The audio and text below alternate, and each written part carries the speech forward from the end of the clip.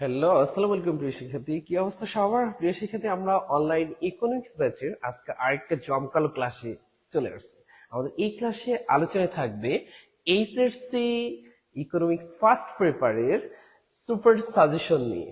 যারা সামনে এইচএসসি 2026 পরীক্ষা দিতে যাচ্ছেন তাদের জন্য কিন্তু এই সুপার সাজেশন মূলক ক্লাসটি। এই ক্লাসে থাকবে কোথা থেকে সিকিউ প্রশ্নগুলো আসে এবং এমসিকিউ আসে, এই সিক্রেট গুলোকে প্রকাশ করা। তো যারা যুক্ত হচ্ছি, আমরা সবাই মিলে যাতে ক্লাসটা উপভোগ করতে পারি, এর জন্য প্রিয় বন্ধু বান্ধবী সবাইকে নেওয়ার জন্য আমরা কি করব, একটু লাইভটাকে শেয়ার দিয়ে পাশে থাকবো। আর আমার কথা ক্লিয়ারলি শোনা যাচ্ছে কিনা একটু আমাকে কমেন্টে জানিয়ে দেবা। আমি দেখি কারা কারা আমাদের এই লাইভ সেশনে যুক্ত হচ্ছেন। যারা যুক্ত হচ্ছেন সবাইকে অসংখ্য অসংখ্য ধন্যবাদ।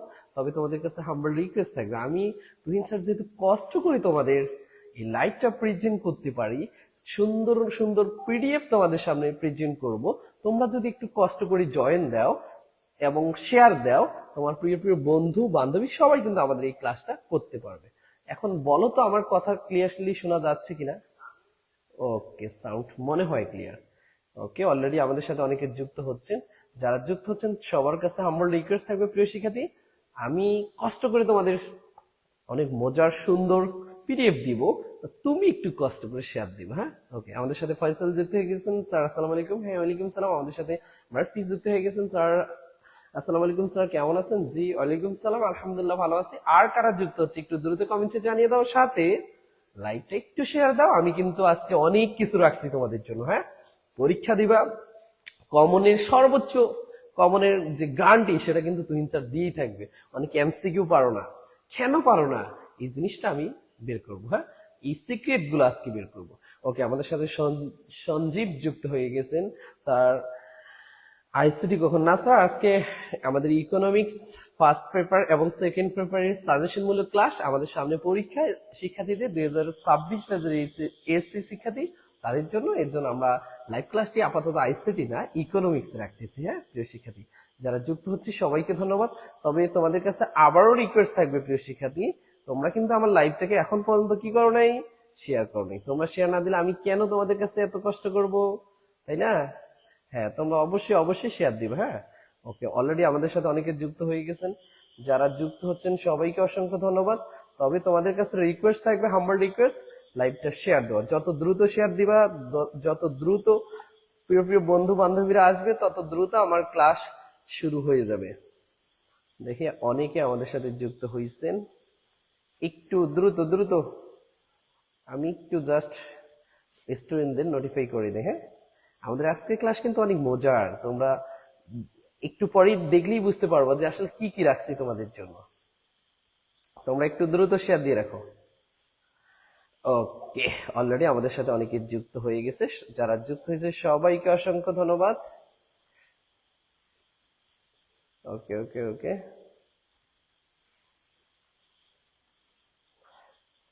হ্যাঁ আমাদের সাথে আরো অনেকে যুক্ত হয়ে গেছেন, গুড।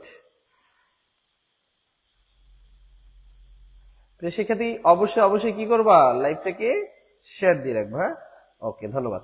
তো আমরা যে ক্লাসটা নিয়ে আজকে আলোচনা করতে যাচ্ছি সেটা হচ্ছে এইচএসসি ইকোনমিক্স ফার্স্ট পেপার নিয়ে। আর নেক্সট ক্লাসে আমাদের থাকবে সেকেন্ড পেপার। আগে ফার্স্ট পেপারটা কভার করি। আমরা আজকে চেষ্টা করব 2 থেকে 3টা চ্যাপ্টার পারফেক্টলি সিকিউ এমসিকিউ কোথা থেকে আসে সেটা পূরণ করে দেওয়ার। হ্যাঁ, ওকে। অলরেডি আমাদের সাথে অনেকে যুক্ত হয়ে গেছেন, রুদ্র আছে, অনেকে আছে। তো যারা আছেন সবাইকে অসংখ্য ধন্যবাদ। প্রিয় শিক্ষার্থী, আমরা সিক্রেট নিয়ে আলোচনা করব, কি ইকোনমিক্স ফার্স্ট পেপারের।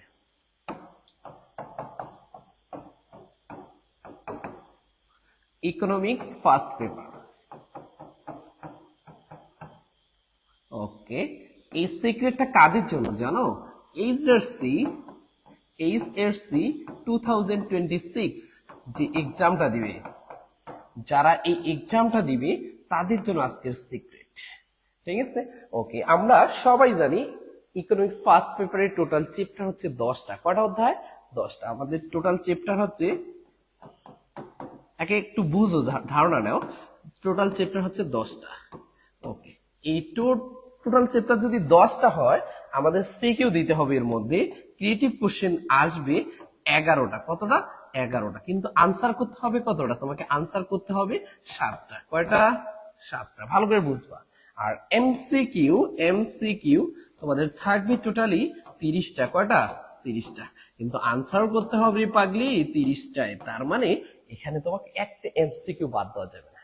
আরেকটা বলি, মজার বিষয় হচ্ছে ইকোনমিক্স ফার্স্ট পেপার এবং সেকেন্ড পেপার দুটা মিলেই তোমার একটা গ্রেড হবে। তার মানে তুমি 200 মার্কসের পরীক্ষা দিবা, এ প্লাস পাওয়ার জন্য তোমার লাগবে 160 মার্কস, অর্থাৎ 80-80-160। জিনিসটা বুঝাইতে পারছি? এটা ফার্স্ট পেপারে যেমন ভাবে গুরুত্বপূর্ণ, তেমনি এটা সেকেন্ড পেপারের ক্ষেত্রে ওইটাই। সেকেন্ড পেপারও টোটালি 10টা চ্যাপ্টার আছে, তার মধ্যে 11টা সৃজনশীল আসবে, আনসার করতে হবে 60টা, এমসিকিউ আসবে 30টা, আনসার করতে হবে 30টাই। এই জিনিসটা ক্লিয়ার? এখন তুমি 60টা সিকিউ দিবা কোথা থেকে, আর আসবে 11টা সিকিউ কোথা থেকে, সেটা আগেই তোমাকে সেট আপ করতে হবে ব্রেনের মধ্যে। জিনিসটা বুঝো? তাহলে টোটালি 11টা সিকিউ আসবে মোট 10টা চ্যাপ্টার থেকে। নিশ্চিত প্রত্যেকটা অধ্যায়ের গুরুত্ব সমান, প্রত্যেকটা অধ্যায় থেকে তুমি একটা করে সিকিউ পাবা। এটা কি বিশ্বাস হচ্ছে যে কোন অধ্যায় বাদ পড়বে না? প্রত্যেকটা অধ্যায় থেকে সিকিউ। তুমি কোন অধ্যায়গুলোকে বেশি পারো সেটা একটু বেশি নার্সিং করবা, তার মানে তুমি বেশি বেশি সিকিউ কমন পাবা। দ্বিতীয়ত আমি তো দেখাই দিব। হ্যাঁ, আরেকটা জিনিস হচ্ছে কি, এমসিকিউর জন্য তোমার কিন্তু 10টা অধ্যায় পড়তে হবে। স্যার এতগুলো কি এই শর্ট সময়ে পড়া সম্ভব?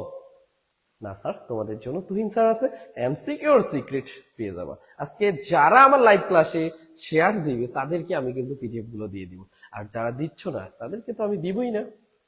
অনেকে রেকর্ডেড ক্লাস করতে আসছে, আমি সিটও দিব না তাদের। কমেন্টস নেই, তার মানে তাদেরকে আমি দিব না আজকে। হ্যাঁ, ওকে। তো প্রিয় শিক্ষার্থী, অনেকে আমাদের সাথে যুক্ত হয়ে গেছেন। রুদ্র যুক্ত হয়ে গেছেন, স্যার শেরডান ধন্যবাদ। নিশি যুক্ত হয়ে গেছেন, আসসালামু আলাইকুম স্যার। হ্যাঁ, ওয়ালাইকুম সালাম। আমাদের সাথে সাকিব ভাই যুক্ত হয়ে গেছেন। আইসিটি কমন পাইছি স্যার আপনার ক্লাসে, ধন্যবাদ স্যার। আইসিটি আমার শীট থেকেই আইএমসিকিউ গুলা অনেকগুলো আসছিল, আর গাণিতিক কামগুলো তো ক্লাসেই করা হয়েছে। তার মানে তুমি পুস্তকে পড়তে গেলে অনেক জিনিস কিন্তু পুস্তকের মধ্যে পাবা না, যে জিনিসগুলো আমার শীটে হাইলাইটস করা আছে। ওকে, মার্জি সরকার যুক্ত হয়ে গেছেন স্যার, আসসালামু আলাইকুম। হ্যাঁ, ওয়ালাইকুম সালাম। ওকে প্রিয় শিক্ষার্থী, তো আমরা যেটা নিয়ে আলোচনা করতে যাচ্ছি, এই 10টা সিকিউ কোথা থেকে আসবে। তার মানে 10টা অধ্যায় থেকে 10টা সিকিউ আসবে। একটা অতিরিক্ত যদি হয়, সেই অতিরিক্ত সৃজনশীলটা সেকেন্ড চ্যাপ্টার থেকে হবে। কোথা থেকে? Second chapter. ওকে, তার মানে দ্বিতীয় অধ্যায়ের গুরুত্বটা একটু বেশি, দ্বিতীয় অধ্যায়ের গুরুত্বটা একটু বেশি। তো এখন তুমি আনসার করবা কোনগুলো? আমি তোমাকে বলতেছি 8টার মতো ম্যাথ থাকবে। কটা? 8টা সৃজনশীল ম্যাথ থাকবে। তোমরা ম্যাথ অ্যাটেন্ড করবা। ম্যাথ অ্যাটেন্ড করলে কি হবে জানো? ম্যাথ অ্যাটেন্ড করলে তুমি ফুল মার্কস পাবা। 70 মার্কসের মধ্যে 65 অর 63 বা 64 এর নিচে কিন্তু তুমি মার্কস পাবা না। তাহলে যেহেতু ভালো মার্কস একটা পাবা, এমসিকিউ কম হলো এ প্লাস পাওয়া যায়। আর ফার্স্ট পার্টে ভালো না করলে সেকেন্ড পার্টে থিওরি একটু কম মার্কস ওঠে। হ্যাঁ, এই জন্য ফার্স্ট পার্ট আমাদের অবশ্যই ভালো করতে হবে। ওকে প্রিয় শিক্ষার্থী, আমরা আজকে দুইটা চ্যাপ্টার পারফেক্টলি কভার করার চেষ্টা করব। হ্যাঁ, ওকে। আমরা ইকোনমিক্স ফার্স্ট পেপারে ফার্স্ট চ্যাপ্টার এবং 10ম যে চ্যাপ্টার, দুটো নিয়ে আজকে আলোচনা করব। পরে আগামী কালকে সেশন, লাইভ সেশন থাকতে পারে ডেতে, তখন আরো 2টা বা 3টা চ্যাপ্টার কভার করব। রাত্রে আবারও 2টা বা 3টা চ্যাপ্টার কভার করব। দিন দেখবা সবগুলো অধ্যায় তোমাদের শেষ, পরীক্ষার আগে পারফেক্টলি কভার হবে সবগুলো। ওকে, যারা যুক্ত আছে সবাইকে আরেকবার রিকোয়েস্ট করি, প্রিয় বন্ধু বান্ধবীদের যুক্ত করার জন্য একটু কি করবা, লাইভটা শেয়ার দিবে। হ্যাঁ, ওকে। তো আমরা আলোচনা করব চ্যাপ্টার 1 থেকে। ওকে, অর্থনৈতিক মৌলিক সমস্যা ও সমাধান। এই চ্যাপ্টার থেকে আমাদের কি কি প্রশ্ন আসবে এবং কোথা থেকে আসবে। ওকে, আমরা প্রথমে একটু সাজেশন, আমরা পিডিএফ পাবো, কোনো টেনশন নেই। আমরা সিকিউ এর জন্য একটু সাজেশন নেই। হ্যাঁ, সিকিউ এর জন্য গতে একটা আসতে পারে, সেটা হচ্ছে উৎপাদন উদ্দীপকের আলোকে বুঝো আগে উৎপাদন সমানা রেখা।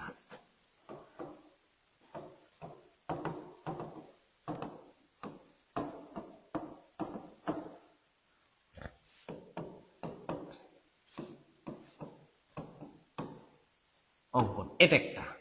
সেকেন্ড থাকবে ঘতে এক্স ইকুয়াল, অথবা অন্য কিছু থাকতে পারে, এক্স ইকুয়াল ড্যাশ ড্যাশ, তারপর হচ্ছে ওয়াই ইকুয়াল ড্যাশ ড্যাশ, মানে এক্স এর একটা মান থাকবে, ওয়াই এর একটা মান বিন্দুতে উৎপাদন যৌক্তিক কিনা।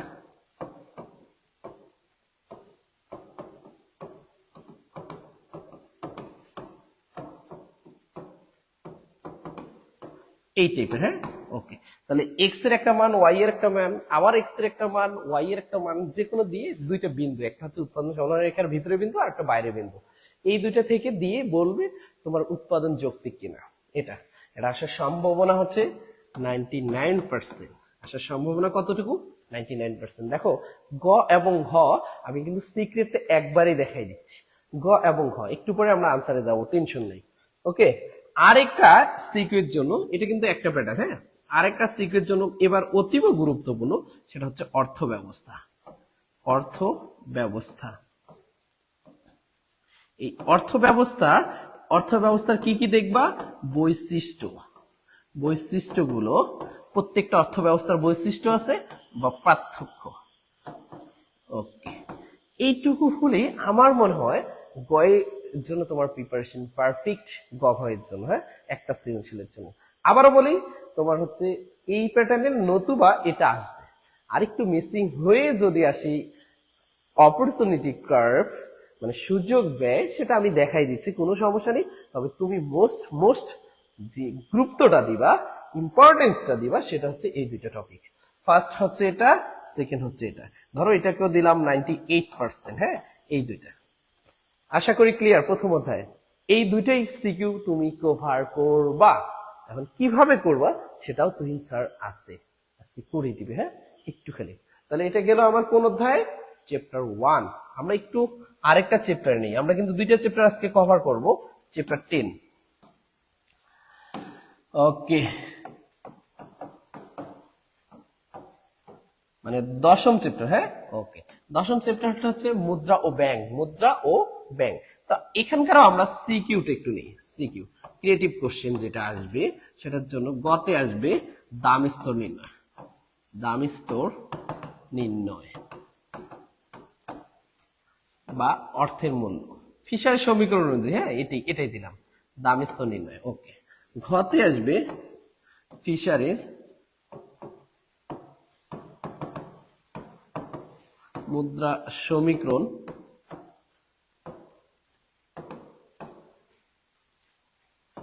অনুযায়ী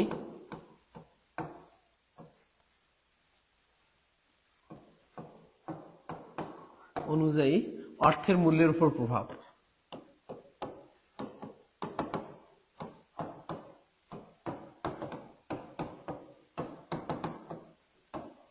দেখো প্রিয় শিক্ষার্থী, এই দুইটা আসার সম্ভাবনা 99% দিয়ে দিলাম। ওকে, তাহলে এই দুইটা যদি মিস হয়ে যায়, আরেকটা কোথা থেকে আসবে? 98%। সেটা আসবে প্রিয় শিক্ষার্থী, সেটা হচ্ছে কেন্দ্রীয় ব্যাংকের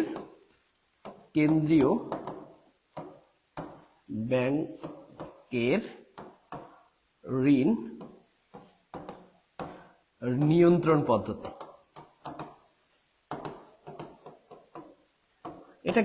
এটা কিন্তু এমসিকিউতে 100% আসবে, কেন্দ্রীয় ব্যাংকের ঋণ নিয়ন্ত্রণ পদ্ধতি। আর বাণিজ্যিক ব্যাংকের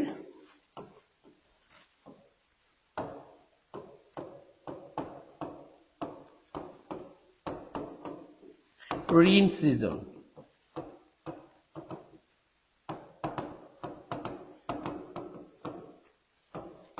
এই জিনিস দুইটা থেকে আসার সম্ভাবনা বেশি।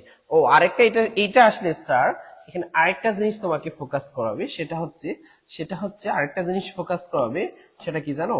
সেটা হচ্ছে বৈশিষ্ট্য, মানে কেন্দ্রীয় ব্যাংক বা বাণিজ্যিক ব্যাংকের যে বৈশিষ্ট্যগুলো আছে, এই বৈশিষ্ট্যগুলো একটু দেখবা, শেষ। ওকে, এই ছিল চ্যাপ্টার 10। ওকে প্রিয় শিক্ষার্থী, আমাদের সাথে আরো অনেকে যুক্ত আছেন, যারা যুক্ত আছে সবাইকে ধন্যবাদ। এখন আমরা এইগুলোর আলোকে প্রশ্ন আসবে কিভাবে এবং আমরা আনসার করব কিভাবে, সেটাই হচ্ছে প্রশ্ন। আমরা প্রথমে চলে আসি ফার্স্ট চ্যাপ্টারের এই টপিকটা। 98% সম্ভাবনা রয়েছে অর্থ ব্যবস্থা। আমরা জানি আমাদের অর্থ ব্যবস্থা টোটালি 4 ধরনের। ইকোনমিক সিস্টেম কয় ধরনের? 4 ধরনের। একটা হচ্ছে ধনতান্ত্রিক, বা পুঁজিবাদী অর্থব্যবস্থা, সমাজতান্ত্রিক বা নির্দেশমূলক অর্থব্যবস্থা, আরেকটা হচ্ছে মিশ্র অর্থব্যবস্থা, আরেকটা ইসলামিক অর্থব্যবস্থা। এই 4 ধরনের অর্থব্যবস্থা থেকে পরীক্ষায় প্রশ্ন আসবে। কি কি আসবে? বৈশিষ্ট্য অথবা পার্থক্য। বৈশিষ্ট্য অথবা পার্থক্য। স্যার আছে, টেনশন নেই। বৈশিষ্ট্য পার্থক্য নিয়ে তোমাদের একটা পিডিএফ দিচ্ছি, সিস্টেমে আমি পড়াই দিচ্ছি, এই জিনিসটাকে একটু ফোকাস করবা। ওকে, সব জিনিস পাবা, টেনশন নেই। হ্যাঁ স্যার, এই যে আমি যে জিনিসটা তোমাদের বললাম, এই যে তোমরা আমার পিডিএফ এ সুন্দর করে পাবা, টেনশন নেই। আমার এখানে হয়তো লেখা একটু ছোট মনে হচ্ছে, ওকে, ছোট হলেও একটু বুঝে নাও। এখন আসি প্রকৃতিটা একটু ভাববা। প্রকৃতি হচ্ছে, প্রথমে দিলাম সংজ্ঞা, ধনতান্ত্রিক বা পুঁজিবাদী অর্থ ব্যবস্থা। ধনতান্ত্রিক বা পুঁজিবাদী অর্থ ব্যবস্থাটা এমন এক ধরনের অর্থ ব্যবস্থা যেটা সকল সম্পদে ব্যক্তি মালিকানাধীন বিরাজ করে, ব্যক্তি মালিকানাধীন। আর সমাজতান্ত্রিকটা কি? রাষ্ট্রীয় মালিকানাধীন বিরাজ করে। আর মিশ্রটা কি? ধনতান্ত্রিকের পজিটিভ গুণটা, সমাজতান্ত্রিকের পজিটিভ গুণ, দুটা নিয়েই কিন্তু মিশ্রটা হয়। আর ইসলামিক কি? সেটা হচ্ছে ইসলামের শরীয়ত মোতাবেক পরিচালিত হয়। ওকে, তাহলে সংজ্ঞা আমরা কি বলতে পারি? যে অর্থ ব্যবস্থায় সকল সম্পদের ব্যক্তি মালিকানাধীন বিরাজ করে তাকে ধনতান্ত্রিক অর্থ ব্যবস্থা বলে বা পুঁজিবাদী অর্থ ব্যবস্থা বলে। আর যে অর্থ ব্যবস্থায় সকল সম্পদে রাষ্ট্রীয় মালিকানাধীন বিরাজ করে তাকে সমাজতান্ত্রিক বা নির্দেশমূলক অর্থ ব্যবস্থা বলে। ওকে, আর মিশ্র অর্থ ব্যবস্থা, যে অর্থ ব্যবস্থায় সকল সম্পদে আংশিক ব্যক্তি মালিকানাধীন এবং আংশিক রাষ্ট্রীয় মালিকানাধীন বিরাজ করবে তাকে মিশ্র অর্থ ব্যবস্থা বলে। আর ইসলামিক অর্থ ব্যবস্থা কি? যে অর্থ ব্যবস্থা ইসলামের শরীয়ত মোতাবেক পরিচালিত হয় তাকে ইসলামিক অর্থ ব্যবস্থা বলে। আরেকটা জিনিস বুঝাই প্রিয় শিক্ষার্থী, এখান থেকে তোমাদের গ্যারান্টি দিচ্ছি একটা এমসিকিউ, গ্যারান্টি দিচ্ছি এমসিকিউ, এমসিকিউ একটা থাকবে। কয়টা? একটা। 100% গ্যারান্টি দিলাম এই অর্থ ব্যবস্থা থেকে। অতএব অর্থ ব্যবস্থা অতীব জরুরি, আমার এইটুকু পাঠ করবা, সব এমসিকিউ সহ পারবা। সেকেন্ড হচ্ছে মালিকানা। বলতো এটা যেহেতু ব্যক্তি নিজেই তার ইচ্ছে মতো পরিচালনা করতে পারে, এই জন্য এই অর্থ ব্যবস্থাকে বলে কি? ব্যক্তি মালিকানাধীন। আর ব্যক্তি মালিকানাধীন থাকার কারণে এর যে মালিক সে কিন্তু ব্যক্তি হয়। আর এটা হচ্ছে কি? রাষ্ট্রীয় বা সরকার মালিক।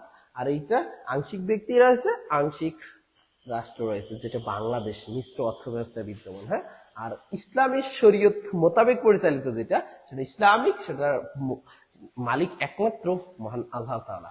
ওকে, এবার আসে উদ্দেশ্য। এটার ধনতান্ত্রিকের মূল উদ্দেশ্য হচ্ছে প্রতিযোগিতা বিরাজ করে সর্বোচ্চ মুনাফা অর্জন করা। তাহলে মুনাফা অর্জন, বাট রাষ্ট্রের কিন্তু এটা না, রাষ্ট্রের সকল নাগরিক যাতে সমান অধিকার ভোগ করে, এর জন্য কি রাষ্ট্রীয় মালিকানাধীন এটাতে জনকল্যাণমূলক কার্যক্রম হয়। হ্যাঁ, ওকে, আরেকটা আছে মিশ্র অর্থ ব্যবস্থা থেকে, এটা তো কিন্তু মুনাফা অর্জন ও জনকল্যাণ দুটোই থাকে, তবে মুনাফা অর্জনটাকে বেশি প্রায়োরিটি দেওয়া হয়। এরপর আসো, আর এটা ইসলামিক অর্থ ব্যবস্থা কি? আল্লাহ তাআলার সন্তুষ্টি অর্জন। আল্লাহ তাআলার কি? সন্তুষ্টি অর্জন। আল্লাহ তাআলা যাতে আমাদের প্রতি একটা খুশি থাকে, আমরা এই জিনিসটা অর্জন করা আমাদের মূল টার্গেট। ওকে, এবার আসি স্বাধীনতা। এখানে চাইলে উৎপাদক বা ভোক্তা ইচ্ছে মতো তার উৎপাদিত পণ্য ভোগ করতে পারবেন। তাহলে ভোক্তা বা উৎপাদক পূর্ণ স্বাধীনতা থাকে, ভোক্তা বা উৎপাদকের পূর্ণ স্বাধীনতা থাকে না, এটা রাষ্ট্রীয় মালিকানা। হ্যাঁ, ওকে, ভোক্তা উৎপাদকের আংশিক স্বাধীনতা এবং আংশিক রাষ্ট্রীয় মালিকানা এরকম থাকে, হালাল হারামের নীতি দ্বারা নির্ধারিত হয়। ওকে, মোস্ট ইম্পর্টেন্ট পয়েন্ট গুলো আমি তুলছি। শ্রম শোষণ।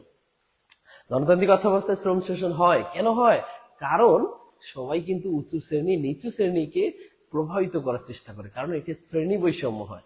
এজন্য এখানে কি শ্রম শোষণ বিদ্যমান থাকে, কিন্তু সরকার চায় সবাই সমান থাক, তার মানে এখানে শ্রম শোষণটা অনুপস্থিত থাকে। কিন্তু মিশ্রতেও শ্রম শোষণটা বিদ্যমান থাকবে, এই যে শ্রম শোষণ বিদ্যমান থাকে। মিশ্র বেশিরভাগ কিন্তু তোমার ওই ধনতান্ত্রিকের গুণগুলো নিয়ে থাকে।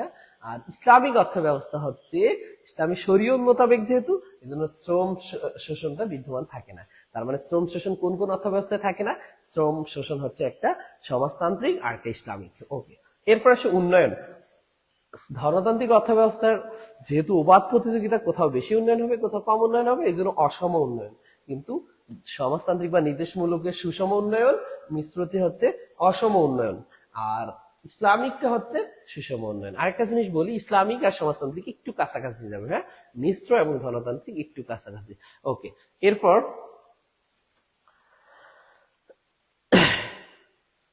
ওকে, তারপর বলছে শ্রেণী বৈষম্য।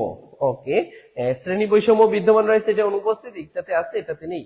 তারপরে হচ্ছে প্রতিযোগিতা, অবাধ প্রতিযোগিতা বিদ্যমান হচ্ছে ধনতান্ত্রিক, আর এটাতে প্রতিযোগিতা অনুপস্থিত। আর অবাধ প্রতিযোগিতা এটাতেও বিদ্যমান, এখানে প্রতিযোগিতা অনুপস্থিত। তাহলে মিশ্র আর ধনতান্ত্রিক একটু কাছাকাছি বৈশিষ্ট্যগুলো হয়। দাম ব্যবস্থা, এটা এই জিনিসটা আমাকে অনেকে প্রশ্ন করছেন, স্যার স্বয়ংক্রিয় দাম ব্যবস্থা জিনিসটা কি? তাহলে স্বয়ংক্রিয় দাম ব্যবস্থা কোন অর্থ ব্যবস্থায় রয়েছে?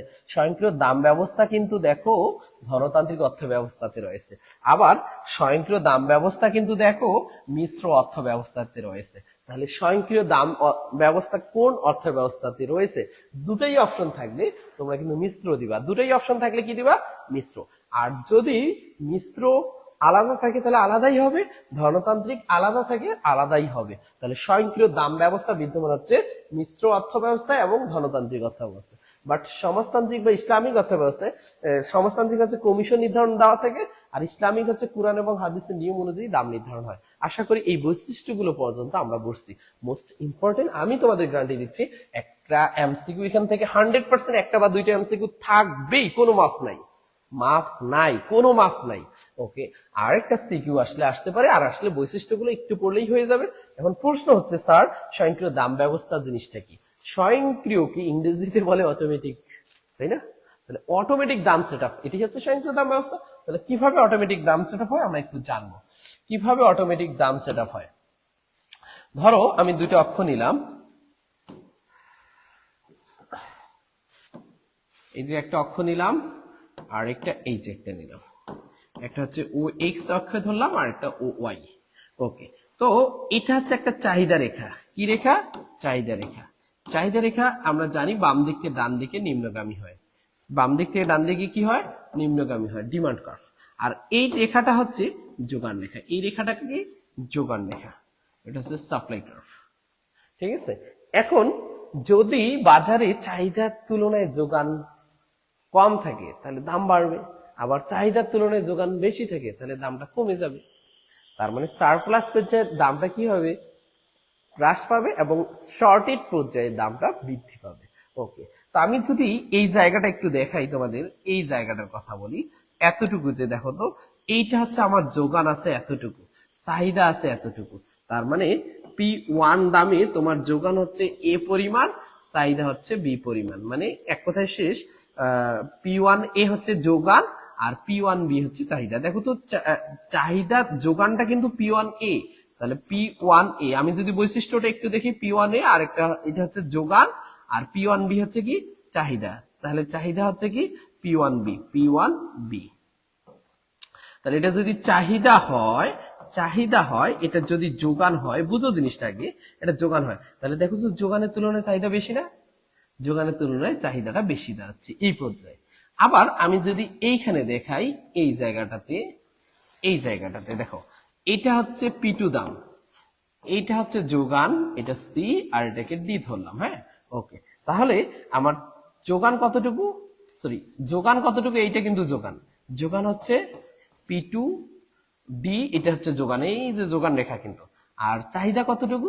চাহিদা হচ্ছে P2C, P2C, এটা হচ্ছে চাহিদা। দেখো তো চাহিদা বেশি না যোগান বেশি?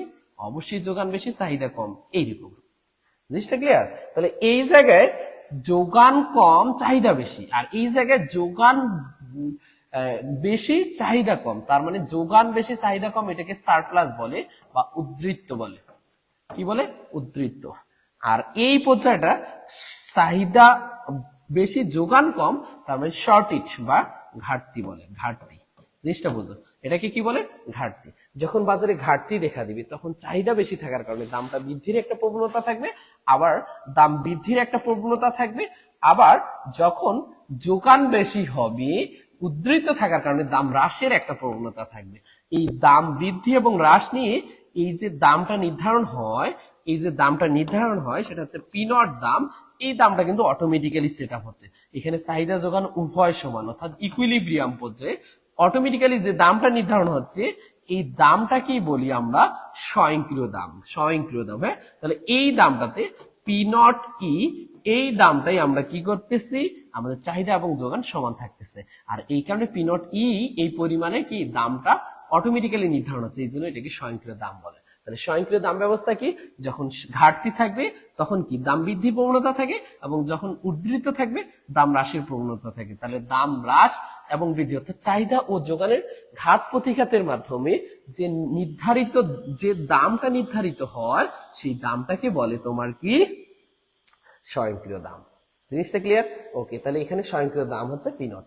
এই জিনিসটা এখান থেকেও এমসিকিউ আসতে পারে। তাহলে এই পর্যায়ে কি হতে পারে? দাম বৃদ্ধির প্রবণতা থাকে, এই পর্যায়ে হ্রাসের প্রবণতা থাকে। কোথায় দাম নির্ধারণ হয়েছে? এই যে ইনওয়ার্ড বিন্দুতে দাম নির্ধারিত হয়েছে।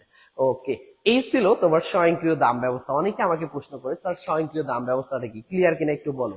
ওকে, আমাদের সাথে আরো অনেকে যুক্ত হয়েছেন, মিশাত, তারপর জ্যোতিময়, তারপর লিজা, তারপর আমাদের সাথে যুক্ত আছেন নুরুজ্জামান হৃদয়।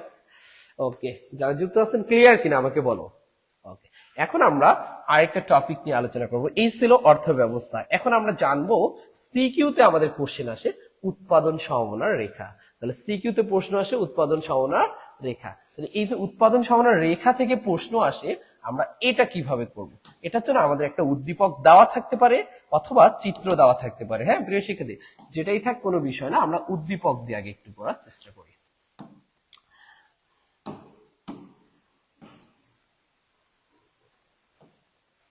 ওকে, এই উদ্দীপকে দুইটা দ্রব্য থাকবে। ধরো একটা দিয়ে দিলাম এক্স দ্রব্য, আরেকটা দিলাম ওয়াই দ্রব্য। তাহলে কয়টা দ্রব্য থাকবে? দুইটা। তো এক্স দ্রব্য, ওয়াই দ্রব্য।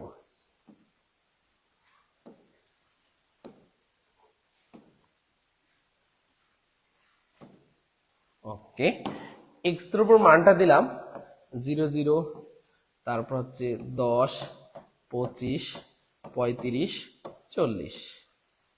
ওকে, তারপরে দিলাম ওয়াই দ্রব্যের মানটা দিলাম হচ্ছে 0 0, 10, 25, 35, 40। এটা হ্যাঁ। ওকে, এরকম একটা উদ্দীপক থাকবে।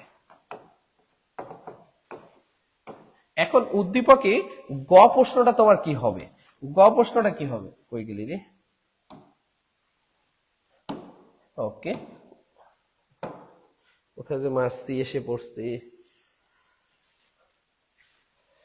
এখানে জানো এগুলোতে এই যে অবজেক্ট টাচ করার কারণে এই ঝামেলা হয়। কোথায় এই যে মশা, মশার কারণে কাজ করে না একসময়। ওকে স্যার, উদ্দীপক।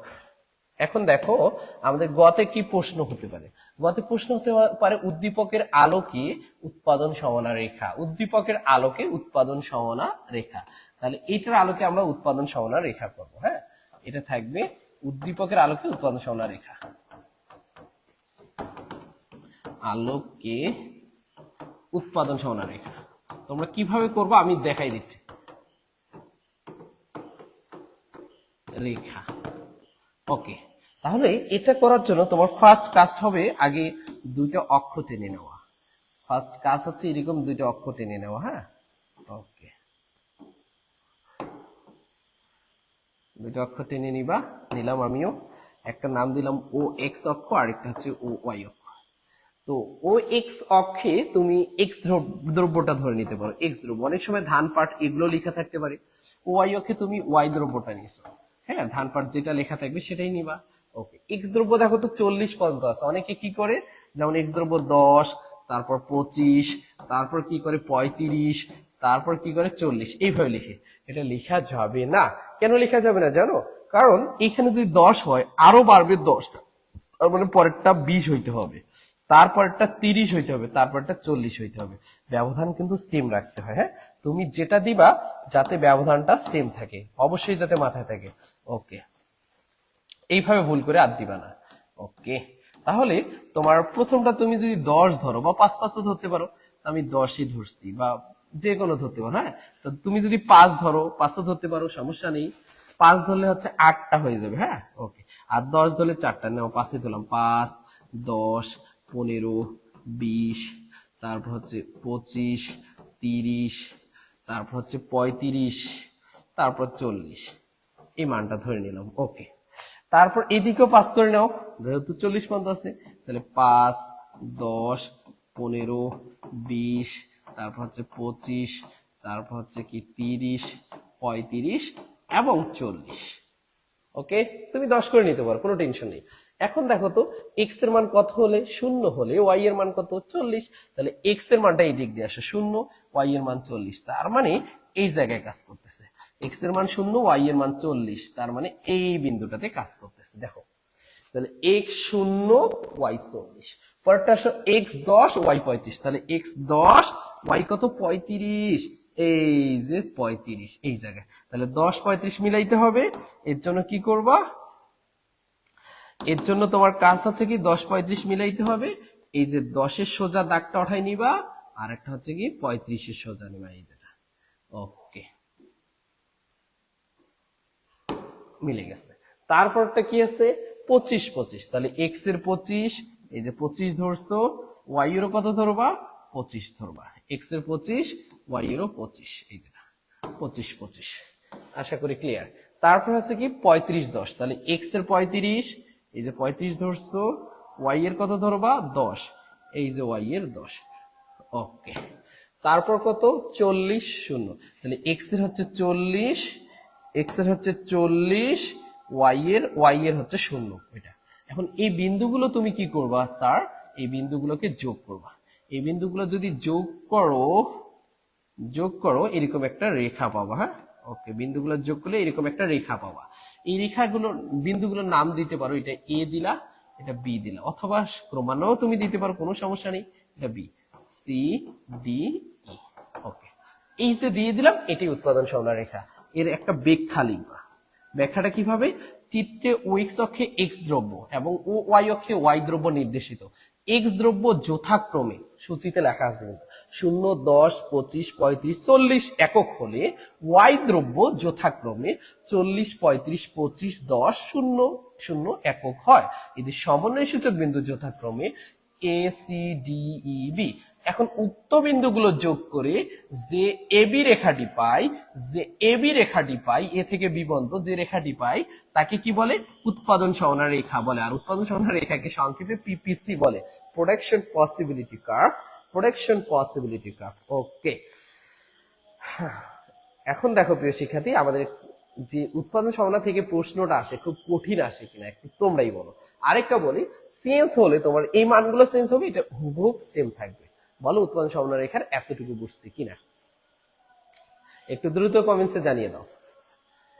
হ্যাঁ, ব্যাখ্যাটা কিন্তু নিজে লিখবা। এরপর আসি, আমরা আরেকটা প্রশ্ন পাইছি, সেটা হচ্ছে x equal dot dot y equal dot dot, এইরকম বিন্দুতে উৎপাদন যৌক্তিক কিনা, এইরকম প্রশ্ন আসে। তাহলে আমরা পরের প্রশ্নটা একটু নিব এই টাইপের, কি যে এক্স ইকুয়াল, এটা ঘতে আসবে, এক্স ইকুয়াল 10, ওয়াই ইকুয়াল 10। আবার আরেকটা ধরলাম, এক্স ইকুয়াল 40, ওয়াই ইকুয়াল 40। বিন্দুতে যে কোনো একটাও আসতে পারে, হ্যাঁ, বিন্দুতে উৎপাদন যৌক্তিক কিনা।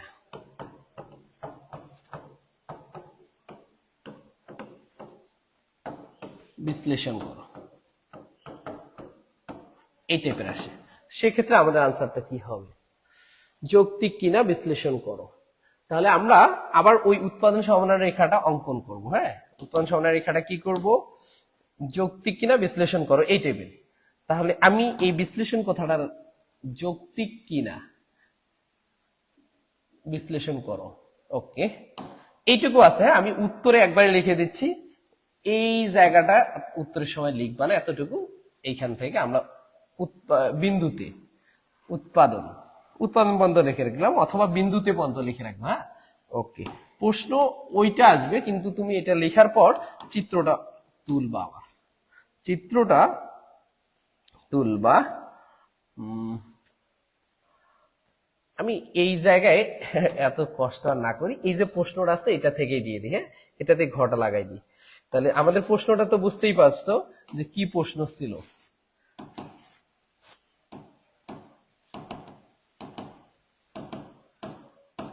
এটাই হচ্ছে প্রশ্ন। এই প্রশ্নের উত্তর আমি আগের গটাতেই লাগাই দিচ্ছি, তোমরা নতুন করে অঙ্কন করবা। হ্যাঁ, নতুন করে অঙ্কন করে নিবা।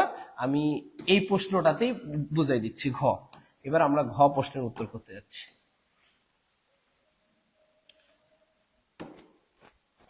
আমি আরেকবার নিতে গেলে অনেক সময় লাগবে এটা। তাহলে x equal 10, y equal 10, x equal 40, x equal 40, y equal 40 বিন্দুতে বিন্দুতে। ওকে, তাহলে এটা আগে অঙ্কন করবা, করার পর x ইকুয়াল 10, y ইকুয়াল 10 করবা। তাহলে x এর 10, y এর 10, তাহলে x এর যদি আমরা 10 নেই, y এর 10, তার মানে এই বিন্দুটা হবে। f বিন্দু দিলাম। একটু আজানের জন্য বিরতি নিচ্ছে।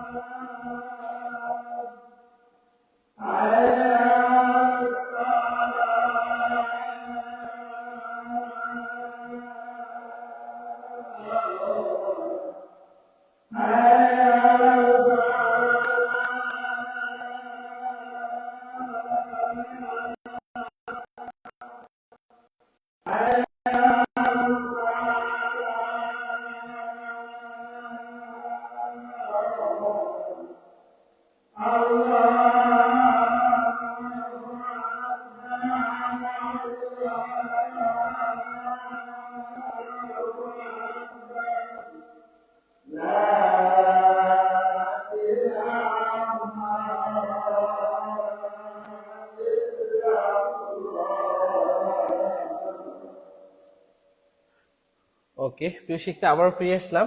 আমাদের প্রশ্ন ছিল x equal 10, y equal 10, x 10, y 10 মিলে একটা বিন্দু ধরছি, সেটা f বিন্দু। আবার আরেকটা এর সাথে যুক্ত করছি, x 40, y 40। তাহলে x এর যদি তুমি 40 দেখো, এই যেটা, y এর যদি 40 দেখো এটা, তার মানে y এর 40 হচ্ছে এই দিক দিয়ে এই পর্যন্ত আসতেছে, আর x এর 40 হচ্ছে এই দিক দিয়ে দেখো এই পর্যন্ত আসতেছে। এই একটা বিন্দু ধরলাম, এটার নাম জি বিন্দু।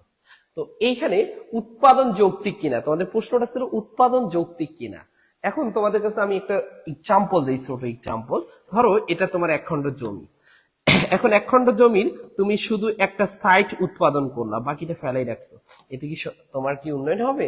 বাকি সব জায়গাটা ফেলাই রাখছো? কখনোই না। তাহলে তুমি যদি একটা এতটুকু একটা অংশতে উৎপাদন করো, বাকি অংশটা পড়ে থাকবে, অব্যবহৃত হবে। এই কারণে সম্পদের অদক্ষ ব্যবহার। আর এখানে যারা কাজ করবে তারা কিন্তু বসে থাকবে, আর বসে থাকার কারণে কি বেকারত্ব সৃষ্টি হবে। আমার জিনিসটা কি বুঝাইতে পারছি? তুমি যদি একটা জমির শুধু এতটুকু চাষ করো, বাকি জায়গাটা ফেলাই রাখো, এই জায়গাটা কাজ করার জন্য অনেক শ্রমিকের প্রয়োজন ছিল, তার মানে শ্রমিকরা বসে থাকবে। এই জন্য সম্পদের কি অদক্ষ ব্যবহার হলে কি হবে? বেকারত্ব সৃষ্টি হবে। অথবা অপূর্ণ নিয়োগ, তোমার সম্পদটা পুরোটা নিয়োগে আসতেছে না। তার মানে তুমি যদি এফ বিন্দুতে উৎপাদন করো, তাহলে ধান বা ওয়াই দ্রব্য উৎপাদন হবে 10 একক, এক্স দ্রব্য উৎপাদন হবে 10 একক, কিন্তু তোমার সম্ভাবনা আরো বেশি আছে। ওয়াই, তুমি যদি এক্স 10 একক উৎপাদন করতে চাও, ওয়াই কিন্তু 35 একক পর্যন্ত উৎপাদন করার সম্ভাবনা রয়েছে, কিন্তু তুমি মাত্র 10 করতেছো, এটা তোমার লস। এই জন্য এফ বিন্দুতে উৎপাদন যৌক্তিক নয়। করা যাবে কিন্তু যৌক্তিক নয়। আশা করি জিনিসটা ক্লিয়ার। এখন আসো এই যে জি বিন্দু, তাহলে x 40, y 40 দিয়ে আমরা কিন্তু জি বিন্দুটা পাইছি। এখানে উৎপাদন করা যাবে কিনা? আমার জমি যদি এতটুকু হয়, আমার জমির বাইরে কেউ কি আমাকে চাষ করতে দিবে? কখনোই সম্ভব না। আর সম্পদের স্বল্পতা থাকার কারণে এখানেও উৎপাদন করা যাবে না। তার মানে কারণটা কি দাঁড়াচ্ছে এখানে একটু দেখি। কারণটা কি দাঁড়াচ্ছে তোমরা একটু ব্যাখ্যা দিবা। আগে ব্যাখ্যা দিবা, চিত্রে এক্স অক্ষে এক্স দ্রব্য এবং ওয়াই অক্ষে ওয়াই দ্রব্য নির্দেশিত, এটা দিয়ে দিবা। এক্স দ্রব্য এবং ওয়াই দ্রব্যের বিভিন্ন মানের প্রেক্ষিতে এবি উৎপাদন সমন্বয় রেখাটি পাওয়া যায়। এবি উৎপাদন সমন্বয় রেখাটি পাওয়া যায়। এবি রেখার ভিতরে এফ বিন্দুতে সম্পদের অপূর্ণ নিয়োগ ও বেকারত্ব নির্দেশ করে যা, এবং এবি রেখার বাইরে জি বিন্দুতে সম্পদের স্বল্পতার কারণে উৎপাদন সম্ভব নয়। তাই এর x equal 10, y equal 10, x equal 40, y equal 40 বিন্দুতে উৎপাদন যৌক্তিক নয়। আমি আবারও বলি, এফ বিন্দুতে চাষ করলে কি হবে? সম্পদের অদক্ষ ব্যবহার ও অপূর্ণ নিয়োগ বা বেকারত্ব সৃষ্টি হবে। বাট জি বিন্দুতে করলে কি হবে? সম্পদের স্বল্পতার কারণে উৎপাদন সম্ভব কখনোই নয়। তাহলে আমি সর্বোচ্চ উৎপাদন করতে পারবো এই লাইনটা দিয়ে। কোনটা দিয়ে? এ বিন্দুতে, নতুবা সি বিন্দুতে, নতুবা ডি, নতুবা ই, নতুবা বি তে। কিন্তু ভিতরে কোনো বিন্দুতে উৎপাদন যৌক্তিক নয়, বাইরে কোনো বিন্দুতে উৎপাদন যৌক্তিক নয়। তাহলে এফ বিন্দুটা কি এখানে? আমি একটু লেখাই দিই, এটা এমসিকিউতেও আসে। এফটা কি এখানে? সম্পদের অদক্ষ ব্যবহার এবং বেকারত্ব সৃষ্টি করে। আমি একটু লিখে দিই, এটা আসে। ওকে, তোমার ওইটা আনসার শেষ, ব্যাখ্যা পর্যন্ত দিলেই শেষ। আমি এমসিকিউর জন্য দিচ্ছি। এফটা কি? এফ হচ্ছে উৎপাদনযোগ্য, উৎপাদনযোগ্য হলেও সম্পদের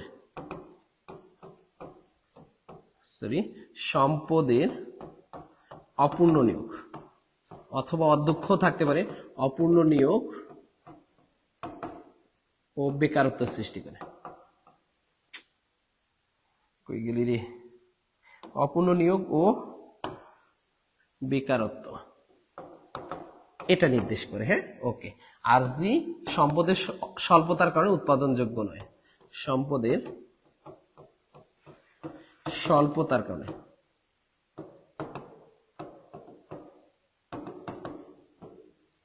কারণে উৎপাদনযোগ্য নয়,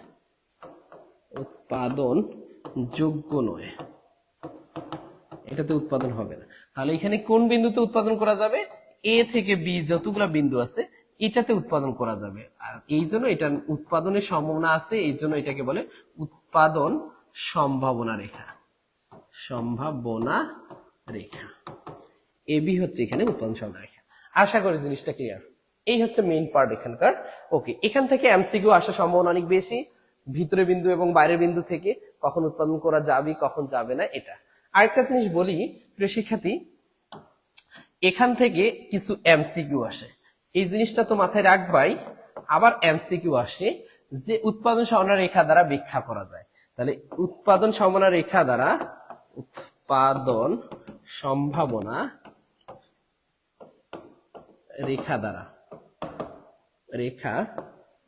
দ্বারা ব্যাখ্যা করা যায়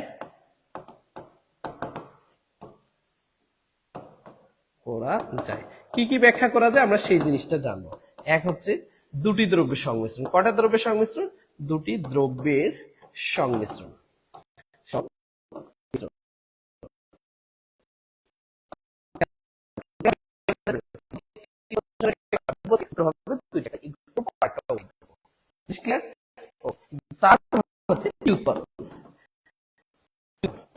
কি উৎপাদন করবা তুমি? এক্স দ্রব্য উৎপাদন করবা না ওয়াই দ্রব্য উৎপাদন করবা? কি উৎপাদন করবা? এটা হচ্ছে এক্স না ওয়াই, অথবা কতটুকু উৎপাদন, এটাও থাকতে পারে, কতটুকু উৎপাদন। বুঝতে জিনিসটা? তাহলে তুমি এক্স করবা না ওয়াই করবা? তাহলে ওয়াই এর উৎপাদন হবে 35 একক। তুমি যদি এক্স 25 একক করো, ওয়াই এর উৎপাদন হবে 25 একক। তুমি যদি এক্স 35 একক করো, ওয়াই এর উৎপাদন হবে 10 একক। তুমি যদি এক্স 40 একক করো, তাহলে ওয়াই এর উৎপাদন হবে 0 একক। পরীক্ষায় আসে ডি বিন্দুতে ওয়াই দ্রব্যের উৎপাদন কত? তাহলে ডি বিন্দুতে ওয়াই দ্রব্যের উৎপাদন 25 একক, এক্স এরও 25 একক। জিনিসটা ক্লিয়ার? এখন তোমাকে প্রশ্ন করবে, এক্স দ্রব্যের উৎপাদন 40 একক হলে ওয়াই দ্রব্যের উৎপাদন কত? এক্স 40 মানে ওয়াই 0। বুঝছি? তারপর প্রশ্ন করবে 35 একক ওয়াই দ্রব্যের ক্ষেত্রে এক্স দ্রব্যের উৎপাদন কত? তাহলে ওয়াই এর যদি 35 হয়, এক্স কত? 10। ওকে, তারপরে আরেকটা আসে কি উৎপাদন গেল, দুটি সংমিশ্রণ গেল। আরেকটা আসে কার জন্য উৎপাদন।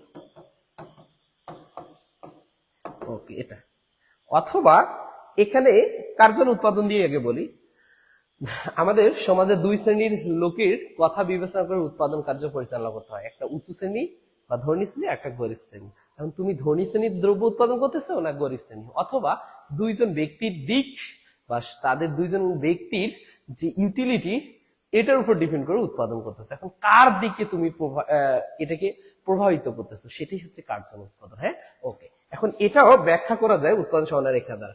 তুমি যদি আমাদের সমাজে যদি এক্স দ্রব্য এবং ওয়াই দ্রব্যের অর্থাৎ ধনী শ্রেণী এবং গরিব শ্রেণী দুটোই সমান থাকে, দুটারই গুরুত্ব সমান হয়, তাহলে আমাকে উৎপাদন সিদ্ধান্ত নিতে হবে ডি বিন্দুতে। তাহলে এক্স এবং ওয়াই দুটোই সমান থাকলে আমি উৎপাদনের সিদ্ধান্ত নিব কোন বিন্দুতে?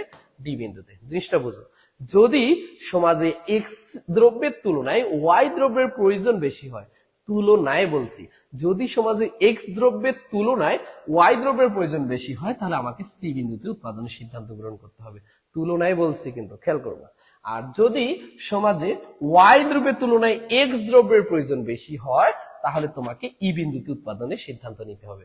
আমি আবার বলি, যদি দুইটা দ্রব্যের সমান প্রয়োজন হয়, দুই দ্রব্যের সমান প্রয়োজন হলে ডি বিন্দুতে উৎপাদন করব।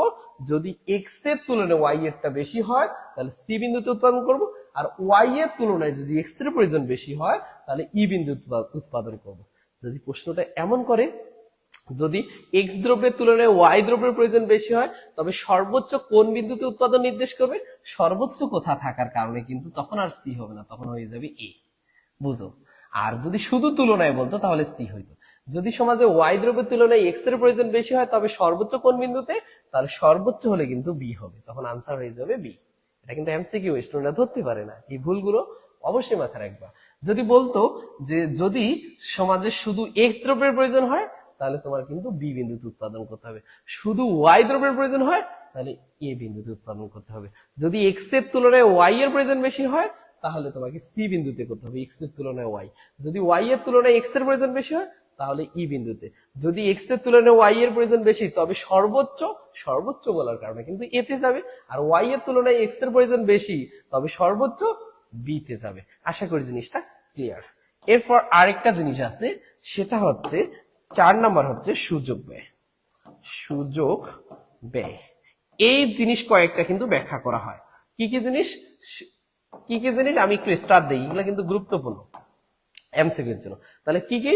আরেকটা, একটা হচ্ছে দুটি দ্রব্যের সংমিশ্রণ, কি উৎপাদন বা কতটুকু উৎপাদন, কার জন্য উৎপাদন, সুযোগ ব্যয়। আরেকটা জিনিস আছে কিভাবে উৎপাদন, শ্রম বেশি না মূলধন বেশি, এটা কিন্তু উৎপাদন সমান রেখা দ্বারা ব্যাখ্যা যায় না, ওটা হচ্ছে আইসো পয়েন্ট কার্ভ, সম উৎপাদন রেখা দ্বারা। হ্যাঁ, আমরা পরে যাচ্ছি। সুযোগ ব্যয় জিনিসটা কি? অপরচুনিটি জিনিসটা হচ্ছে তুমি কোন একটা জিনিস বেশি গ্রহণ করলে আরেকটা জিনিসের ছেড়ে দিতে হবে, সেটাই সুযোগ ব্যয়। ধরো তুমি একজন স্টুডেন্ট, তুমি একজন কি স্টুডেন্ট, এই অবস্থা তোমার দুইটা অফার আছে। ধরো তুমি একটা জবের অফার পাইলা, আরেকটা আছে তোমার স্টাডি কন্টিনিউ করা, দুইটাই। তুমি যদি জবটাকে অ্যাকসেপ্ট করো, স্টাডিটা বাদ দিতে হবে। তুমি জবটাকে অ্যাকসেপ্ট করছো, স্টাডি বাদ দাও। অথবা তুমি এইটাকে বাদ দিছো, এটাকে গ্রহণ করছো। জিনিসটা বুঝছো? এটাই কারণ, তোমাকে দুইটার মধ্যে একটাকে নিতে হবে। জব নিলে স্টাডি বাদ, আর স্টাডি গ্রহণ করলে জব বাদ। তাহলে এইটাকে বলে সুযোগ ব্যয়। আবারও একটু বুঝাই বলি, ধরো তোমার ফ্যামিলি ভালো চলতেছে না, তুমি ভাবতেছো এসএসসি পাস করছে, আমি একটা জবে যাব। এই অবস্থায় যে কোনো একটা জবে গেলে একটা ভালো মানের মেয়ে পাবো, ভালো ফ্যামিলি আমাকে মেয়ে দিবে, কারণ সব ডিফেন্সের ছেলেপেলেদের বেশি মেয়ে দেয় ফ্যামিলিরা, মেয়ের বাবারা। কেন দেয় জানো? একটা ওই যে ব্রাইট ফিউচার, এই কারণে। তো ছেলে যেমনই হোক, সে কুখ্যাত হোক আর বিখ্যাত হোক, সেটা বড় বিষয় না, জব মানে লাগামে। জিনিসটা বুঝছো? আমিও সেটা ফেস করছি, জব ছাড়া বিয়ে হয় না, এটা বিশ্বাস রাখবা। পৃথিবীতে জব লাগবেই, তাছাড়া মেয়ের বাবারা দিতে চায় না। এটা যে কি একটা ট্র্যাডিশন ঢুকে গেছে। যাই হোক, তো জব, আমি যদি জবটাকে অ্যাকসেপ্ট করি, আমি একটা ভালো মেয়ে পাবো, ঠিক আছে, কিন্তু আমার তো স্টাডি কন্টিনিউ হবে না, স্টাডি বাদ। তার মানে এইটা গ্রহণ করছি, এটা বাদ দিছি। যেটাকে গ্রহণ করছি এটা আমার পছন্দ, যেটাকে গ্রহণ করছি এটা আমার চয়েস। তাহলে চয়েস কি? অগ্রাধিকারের ভিত্তিতে নির্বাচন পছন্দ করাটাই হচ্ছে নির্বাচন। চয়েস করাটা কি? নির্বাচন। তাহলে নির্বাচন জিনিসটা কি? অগ্রাধিকারের ভিত্তিতে পছন্দ করাকে নির্বাচন করা। সুযোগ ব্যয় কি? কোনো একটা অতিরিক্ত ব্যবহারের কারণে অন্যটা যেটা ছেড়ে দিলাম, সেটাই সুযোগ ব্যয়। অপরচুনিটি ছিল বাট ছেড়ে দিচ্ছি, এর জন্য একটা ব্যয়, কস্ট। অপরচুনিটি কস্ট হচ্ছে ছেড়ে দেওয়াটা, খেয়াল করবা। তাহলে সুযোগ ব্যয় কোনটা? ছেড়ে দেওয়া।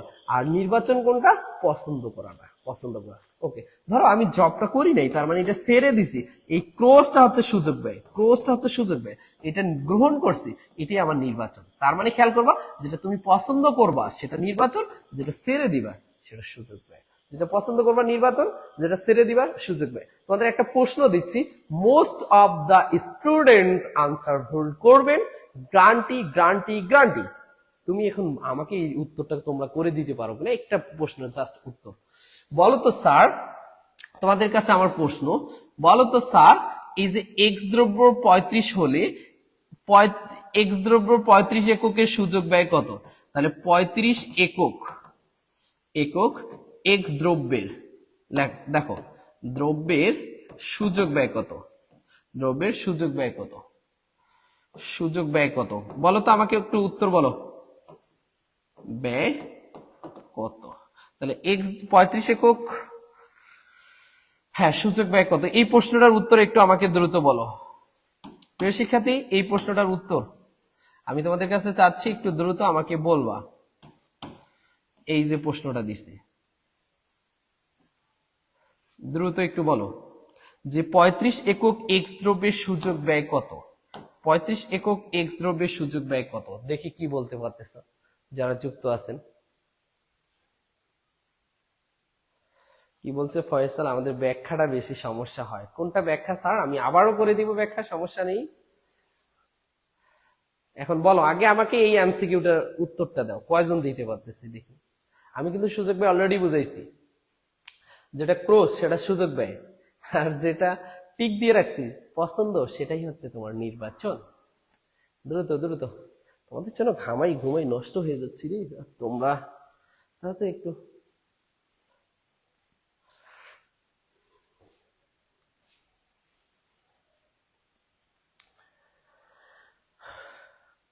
ওকে। এমডি মনিরুজ্জামান মনির, ধন্যবাদ উত্তর দেওয়ার জন্য। 10 একক। আবারও দ্রুত একটু, বাকিরা যারা আসো, আর ক্লাস নিব না, আজকেই শেষ। বাকিগুলো তোমরা তুই যেভাবে মন চায় করিও, আমার এত কষ্ট করে ক্লাস নেওয়ার দরকার কি স্যার? যে যার ভালো বুঝে না তাদের জন্য আমি এত ক্লাস নিব কেন বলো?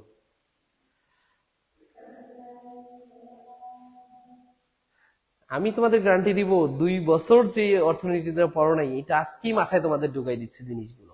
2টা বছর তুমি নষ্ট করছো অযথা অযথা, সেটা তুই ইনসার ঢুকাই দিচ্ছে, তারপরে তোমার গায়ে লাগে না। হ্যাঁ দ্রুত একটু, আগামী 1-2 দিন পরেই তোমাদের পরীক্ষা, সেই পরীক্ষায় গিয়ে এই ভুলটা করবা।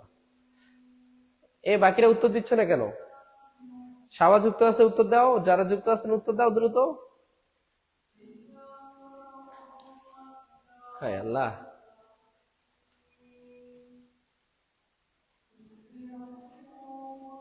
আশা ছিল যে এর সাথে 10ম অধ্যায়টাও করাই দিব, অন্য অধ্যায়গুলো দ্রুত করাই দিব, কিন্তু তোমাদের যে রেসপন্স আর ইচ্ছে করতেছে না।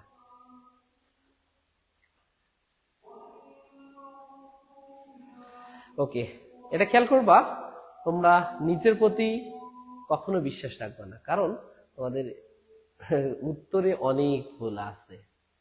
বুঝছি স্যার, তাড়াতাড়ি উত্তর দিতে ভয় পাচ্ছ যে উত্তরটা আমি দিব কিনা। উত্তরটা দিলেই তো আমি তোমাকে বুঝাই দিচ্ছি। ফয়সাল, রুদ্র যারা যুক্ত আছেন, সঞ্জিদা একটু দ্রুত দাও উত্তরটা, কি উত্তর আসে। অনেকে নিজে ভয় পাচ্ছে যে আমি উত্তরটা দিব, ভুল হবে না ঠিক হবে। আরে পাগলি, না দিলে তুমি কি বুঝবা? আগে দিয়ে তো দেখতে হবে, তাই না? দ্রুত দাও।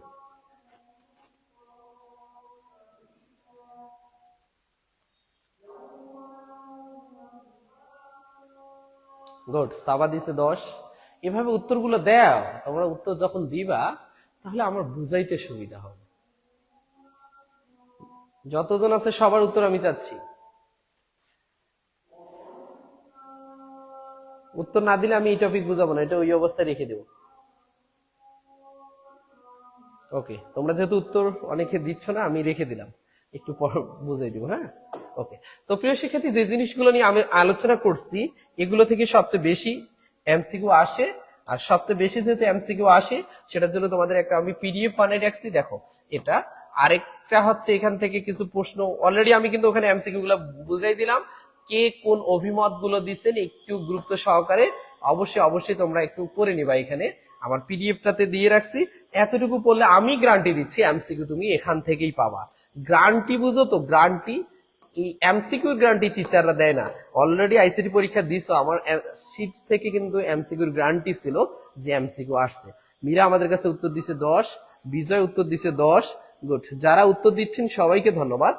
সাথে প্রিয় শিক্ষার্থী, এগুলো অবশ্যই পড়বা। অ্যাডাম স্মিথ কি হিসেবে আখ্যায়িত করেন? সম্পদের বিজ্ঞান হিসেবে আখ্যায়িত করেন। অধ্যাপক মার্শাল, কানান, তারপর হচ্ছে পিগু প্রমুখ অর্থনীতিকে কি হিসেবে আখ্যায়িত করেন?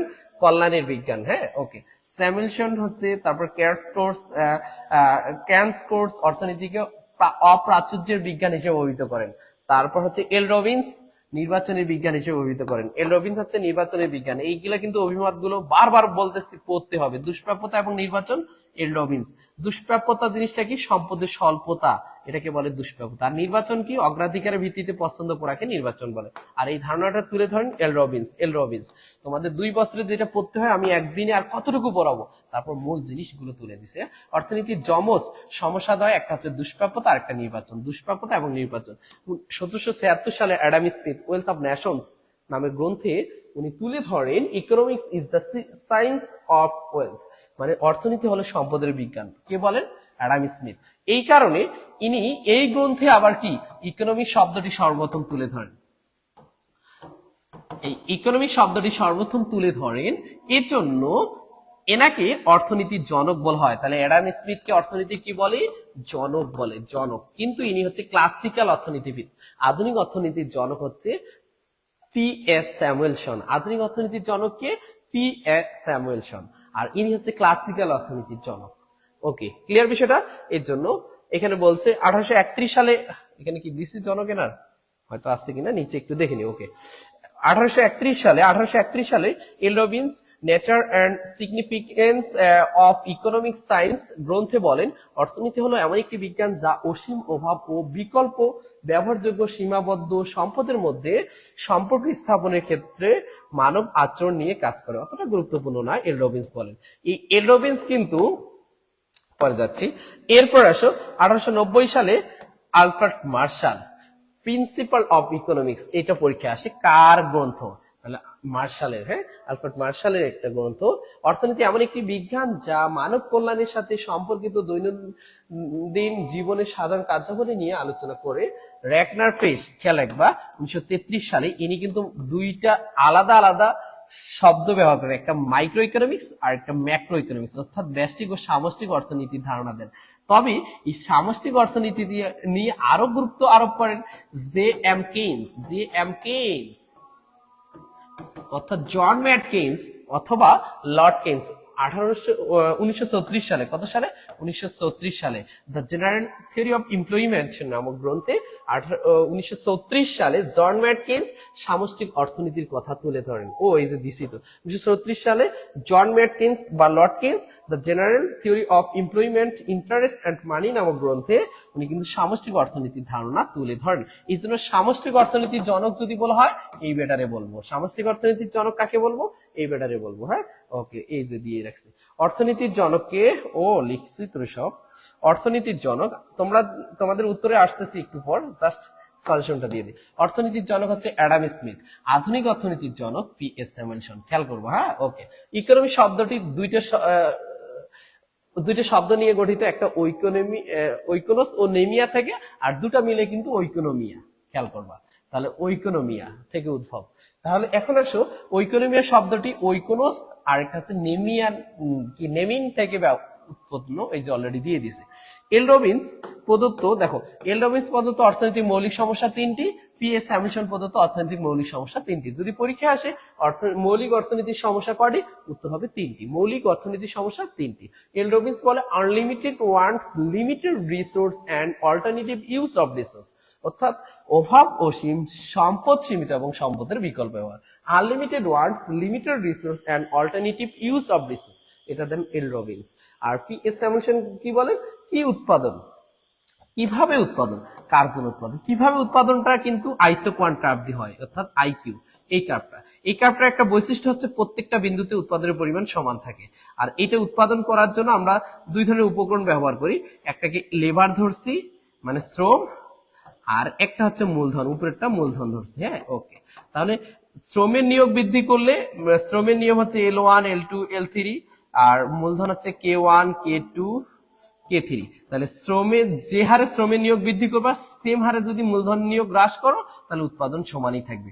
যে রেখায় উৎপাদন দুটি উপকরণের হ্রাস বৃদ্ধির ফলে উৎপাদনের পরিমাণ সমান থাকে, তাকে সম উৎপাদন রেখা বলে। আর এই রেখার দ্বারাই কি ব্যাখ্যা করা যায়, কিভাবে উৎপাদন ব্যাখ্যা করা যায়। আর এটাও উৎপাদন সমানা রেখা, কার জন্য উৎপাদন, এটাও উৎপাদন সমানা রেখা দ্বারা ব্যাখ্যা করা যায়। হ্যাঁ, কিন্তু কিভাবে উৎপাদন যায় না, কিভাবে উৎপাদন আইসোপয়েন্ট কার্ভ দিয়ে ব্যাখ্যা করতে হয়।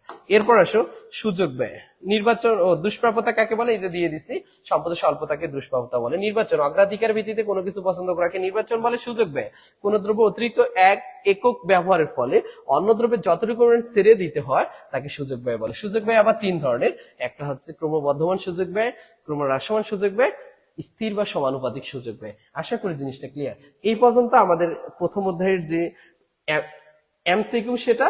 আরেকটা যেটা এখান থেকে সবচেয়ে বেশি এমসিকিউ হয়, অর্থনীতির দুইটা শাখা, একটা ব্যষ্টিক অর্থনীতি আর একটা সামষ্টিক অর্থনীতি। হ্যাঁ, এটার জন্য আমি একটা সুন্দর করে এখানে তোমাদের দিয়ে রাখছি, পার্থক্য আসতে পারে অথবা স্যার এখান থেকে এমসিকিউ আসতে পারে। এই যে দিয়ে রাখছি, তোমরা পিডিএফ একটু কষ্ট করে পড়বেন।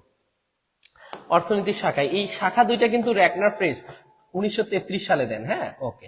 আর এই সামষ্টিক অর্থনীতির ধারণাটা প্রদান করেন জন ম্যাটকিন্স 1900 কত সালে, 34 সালে, মানে লর্ড কেইনস।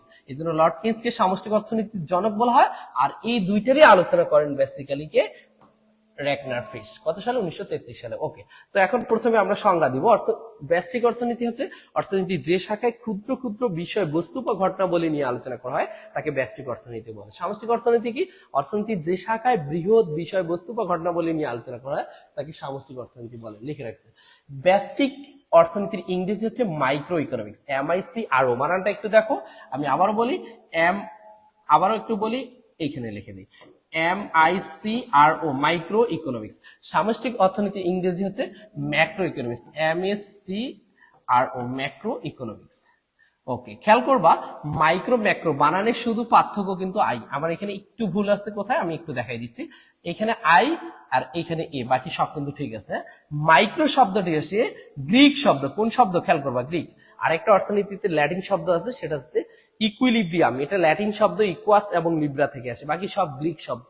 তাহলে ল্যাটিন শব্দ ওই যে ভারসাম্য, এটা, বাকি যতগুলো আছে গ্রিক শব্দ, একটু খেয়াল করবা। ওকে, হ্যাঁ, গ্রিক শব্দ মাইক্রোস থেকে, তাহলে এটা আসে মাইক্রোস। কিভাবে বানানটা আসছে, MIK, দেখো সির জায়গায় কে লাগাইছি, ROS, মাইক্রোস। তাহলে এটা আসে কোথা থেকে, এটাও গ্রিক শব্দ, তাহলে MAK, সির জায়গায় কে হবে, ROS একটা হবে, ম্যাক্রোস, MAKROS। এই জায়গায় একটু আমার শীটটাতে ভুল আছে, আমি তোমরা একটু ঠিক করে নিও, কারেকশন করে নিও, আমি দেখাই দিচ্ছি। MAC না, সির জায়গাটা হবে কি, জিনিসটা ক্লিয়ার? ওকে, ম্যাক্রোস।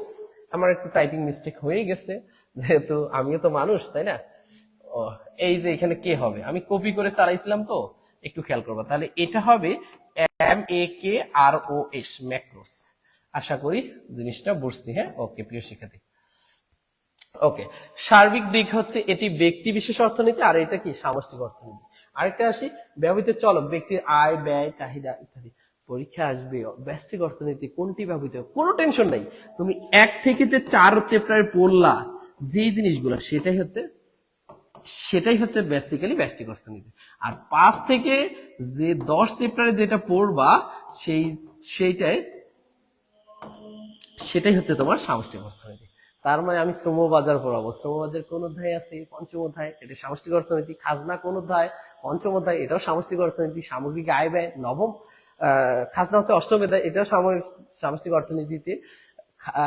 সামগ্রিক আয় ব্যয় নবম অধ্যায় পাবা, এটা সামগ্রিক অর্থনীতিতে বলবে, সামষ্টিক অর্থনীতিতে পড়বে। আরেকটা হচ্ছে তোমার মুদ্রা, মুদ্রানীতি, মুদ্রাস্ফীতি, এগুলো কোন অধ্যায় পড়বা, দশম অধ্যায়, অর্থাৎ এটাও সামষ্টিক অর্থনীতিতে পড়বে। জিনিসটা ক্লিয়ার? তাহলে ব্যষ্টিক অর্থনীতি 1 থেকে 4, উপযোগ দ্বিতীয় অধ্যায় পড়ছো, উৎপাদন, ব্যক্তির আয়, এগুলো হচ্ছে প্রথম দ্বিতীয় অধ্যায়, তৃতীয় অধ্যায়, এর জন্য এটা হচ্ছে ব্যষ্টিক অর্থনীতি। আশা করি পারফেক্টলি আমি যতটুকু বুঝাইছি সেটা। ওকে, অনেকে আমাকে উত্তর দিছিলেন যে এর আগে, আশা করি এটা ক্লিয়ার কিন্তু, হ্যাঁ, এর আগে এই প্রশ্নের উত্তর দিচ্ছেন যে 35 একক এক্স দ্রব্যের সুযোগ ব্যয় কত। মোস্ট অফ দ্য স্টুডেন্ট দিছে আনসার হচ্ছে কত স্যার, আনসার হচ্ছে 10 একক, 10 একক, তাই না স্যার? এইটা কিন্তু স্যার আপনার আনসারটি ভয় হুসুল ল ভুল, ভয় হুসুল ল ভুল, ভয় হুসুল ল ভুল। পরীক্ষার হলে তুমি কিন্তু এভাবেই ভুল করে আসবা, এসে দোষ দিবা, তুহিন স্যার আপনি কি করাইলেন, তুহিন স্যার আপনি কি করাইলেন। আবার এসে বলবা যে স্যার চট্টগ্রাম বোর্ডের সাথে কি আমাদের এই পরীক্ষাটা দেওয়ার একটা সুযোগ করে দেওয়া যায় না। আরেকবার আমি দিব। আরে পাগলি, মনোযোগ দিয়ে যখন পড়াই তখন পড়ো না কেন? তখন পড়ো না, আবার পরে এসে স্যার সুযোগ দেওয়া যায় না। Time and tide wait for none. খেয়াল করবা, তুমি যে সময়টাকে অতিবাহিত করতেছো, নষ্ট করতেছো, সেটা কখনো তুমি লাইফে ফিরে পাবা না। 100% কথাটা বিলিভ করবা। Time and tide wait for none. খেয়াল করবা না যে ওয়েট ফর মি, এটা কখনোই ভাববা না। কখনো সময় স্রোত তোমার জন্য অপেক্ষা করবে না। সেক্ষেত্রে দেখো, সবার উত্তরটি রং। কারেক্ট আনসার কিন্তু 10 না, এখানে কারেক্ট আনসার হচ্ছে কত বলবো, 30। কারেক্ট আনসার হচ্ছে 30। কারেক্ট আনসার হচ্ছে 30 একক। 30 একক। এখন দেখো, তুমি নিজের জায়গায় প্রশ্ন রাখো যে কতটা তুমি ভুল করছো। দেখছো, তুহিন স্যার ঘামাই শেষ হয়ে যাচ্ছে, তুমি হয়তো মজা নিচ্ছ, তুহিন স্যার ঘামাই যাচ্ছে, ক্লাস নিচ্ছে, কিন্তু না, তোমার জন্য যে এত কষ্ট তুহিন স্যার করছে, কিসের জন্য করতেছে রে? তোমার ভালো রেজাল্টের জন্য। যাক, কষ্ট না বুঝলে আর কিছু বলবো না। ওকে স্যার, দেখো কেন 30 একক? আমি আগেই বলছি, যেটা ক্রস সেটা হচ্ছে সুযোগ ব্যয়, মানে ছেড়ে দিছো, সুযোগ ছিল ছেড়ে দিছো, সেটা সুযোগ ব্যয়। আর যেটা নিছো, গ্রহণ করছো, সেটা নির্বাচন। যেটা গ্রহণ করছো সেটা কি? নির্বাচন। বারবার বলতেছে পরীক্ষা হলে গিয়ে ভুল করবা তুমি এই জিনিসগুলো।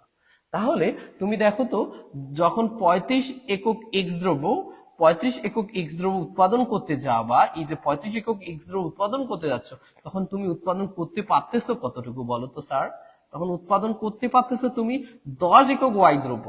তাহলে 10 একক ওয়াই দ্রব্য উৎপাদন করতে পারতেছো। আরে তুমি 35 একক যদি এক্স দ্রব্য করো, 10 একক ওয়াই দ্রব্য করতে পারবা, এটা ছাড়লা তুমি কোথায়? এটাও তো পাইলা। সুযোগ ব্যয় হচ্ছে ছেড়ে দেওয়া। তুমি কিন্তু এই ওয়াইদ্র উৎপাদন করার সুযোগ ছিল তোমার কতটুকু পর্যন্ত? 40 একক পর্যন্ত উৎপাদন করার সুযোগ আছে, কিন্তু তুমি উৎপাদন করছো কয় একক? এই 10 একক। তাহলে এতটুকু উৎপাদন তুমি কিন্তু ছেড়ে দিছো। এই যে এতটুকু ছেড়ে দিছো, কতটুকু ছাড়ছো? এইখান থেকে এতটুকু ছাড়ছো।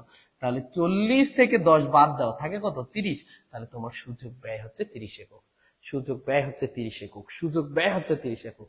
প্রশ্ন যদি হয় 40 একক এক্স দ্রব্যের সুযোগ ব্যয় কত, তাহলে 40 একক যদি এক্স দ্রব্য তুমি উৎপাদন করতে চাও, তুমি কিন্তু 0 একক ওয়াই দ্রব্য উৎপাদন করবা। তার মানে 40 একক হলে 0 একক উৎপাদন হচ্ছে, বাট এটা সুযোগ ব্যয় না। তুমি 40 একক এক্স দ্রব্য করলে এই 40 একক কিন্তু তুমি ওয়াই দ্রব্য উৎপাদন করতে পারতেছো না। তাহলে 40 একক এক্স দ্রব্যের সুযোগ ব্যয় 40 একক ওয়াই দ্রব্য।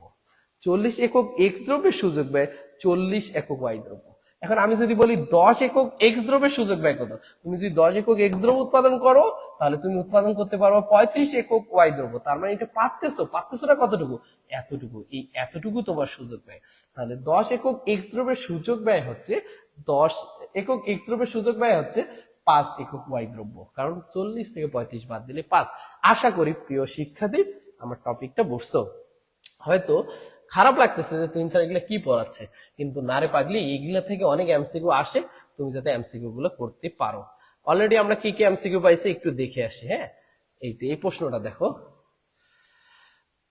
আমরা কিন্তু অলরেডি আলোচনা করে আসছি। দেখো, এটা একটা প্রশ্ন আসছে 23 সালে প্রশ্ন। যদি সমাজে শুধু এক্স দ্রব্যের প্রয়োজন হয়, তাহলে শুধু এক্স হলে আমি বিন্দুতে করব, প্রয়োজন হয় তবে ওয়াই দ্রব্য উৎপাদন কোন বিন্দুতে সিদ্ধান্ত নিবে? তাহলে তবে কোন বিন্দুতে উৎপাদন সিদ্ধান্ত নিবে? শুধু এক্স হলে আমি বি বিন্দুতে সিদ্ধান্ত নিব। যদি শুধু ওয়াই বলতো তাহলে এ বিন্দুতে সিদ্ধান্ত নেব।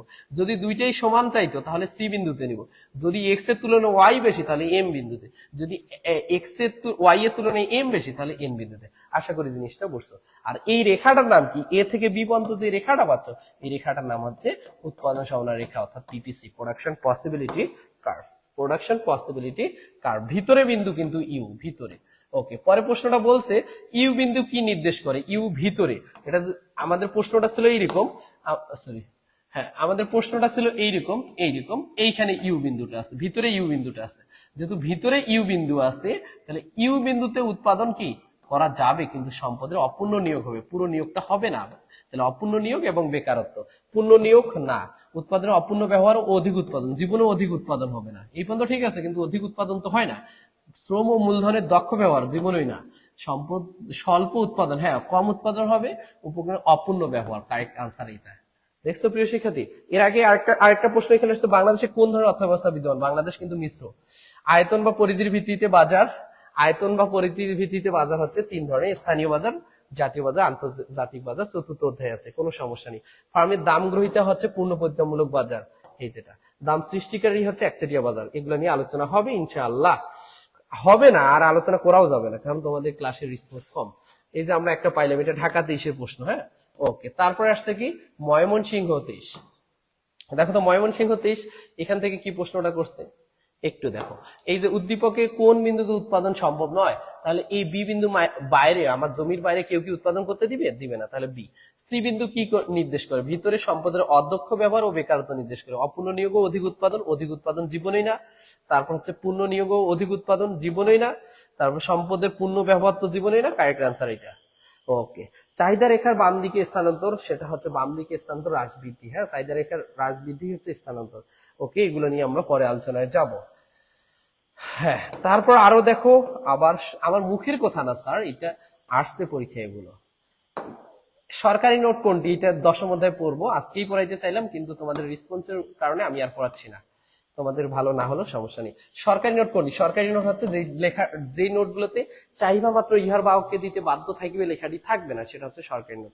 যেমন হচ্ছে 1 টাকা, 2 টাকা, 5 টাকা, এগুলো হচ্ছে সরকারি নোট। হ্যাঁ, চাহিদা মাত্র ইয়ার বাহককে দিতে বাধ্য থাকবে না। এখানে লেখা থাকবে গণপ্রজাতন্ত্রী বাংলাদেশ সরকার, আর ইস্যু করার জন্য থাকবে অর্থ সচিব। আর বেসরকারি নোট বা ব্যাংক নোট হচ্ছে 10 টাকা, 20 টাকা, 50 টাকা, 100 টাকা, 200 টাকা, 500 টাকা, 1000 টাকা। দেখবা এই নোটটার উপরে লেখা আছে চাহিদা মাত্র ইয়ার বাহককে দিতে বাধ্য থাকিবে।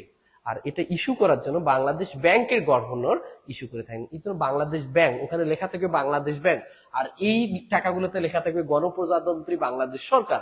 বাংলাদেশের সরকারের নাম কি, সেটার নাম হচ্ছে গণপ্রজাতন্ত্রী বাংলাদেশ সরকার। আর গণপ্রজাতন্ত্রী বাংলাদেশ সরকারে এই 3টা টাকাতে আছে, এই জন্য এই 3টা টাকা হচ্ছে সরকারি টাকা। আর বাংলাদেশ ব্যাংক লেখা যে টাকাগুলো আছে সেগুলোকে ব্যাংক নোট বলে। আশা করি ওকে। তারপর অভাবের তুলনায় সম্পদের সীমাবদ্ধতা, দুষ্প্রাপ্যতা একটু আগেই পড়ে আসলাম। প্রত্যেক সমাজের অর্থনীতির মৌলিক সমস্যা 3টি।